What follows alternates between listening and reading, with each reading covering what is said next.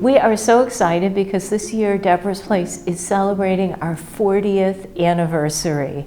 We began in 1985 as a very simple, bare bones emergency overnight shelter. We had mats on the floor. I was actually a volunteer back then. And from there, we have grown over the years, responding to the needs of the women we serve. So we now are the largest provider of permanent supportive housing, specifically for unaccompanied adult women experiencing homelessness in Chicago. So this is a subsection of the homeless population that is underserved and that people often forget. They're out on the streets alone, often hidden because it's not safe for women to be visible on the streets.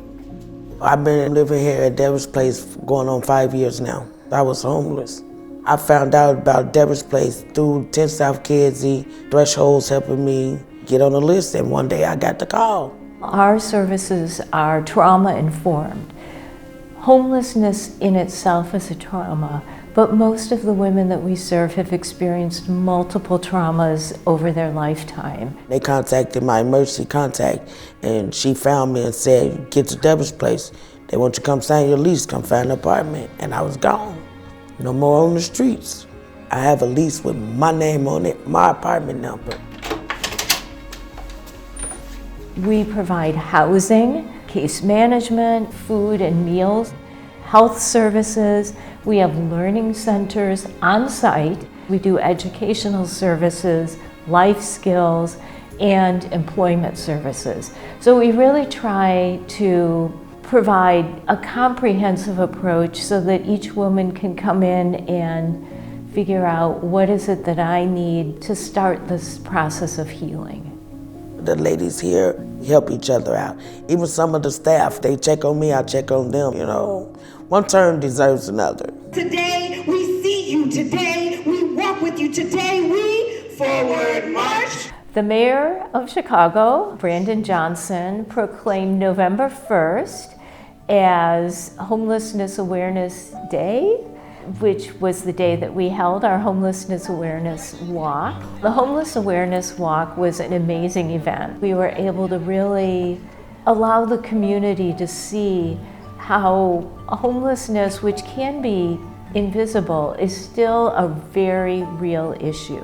My grandbabies went with us. My grandbaby signs saying like, more housings. I appreciate where my mom is. They call me mom instead of grandma, so yeah, they was too happy.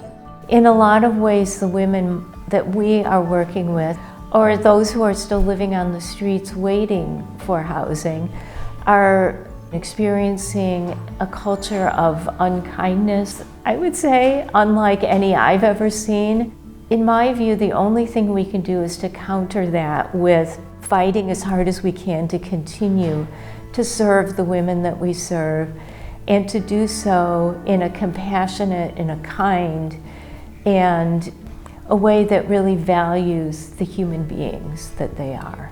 Deborah's Place have helped me not to be homeless.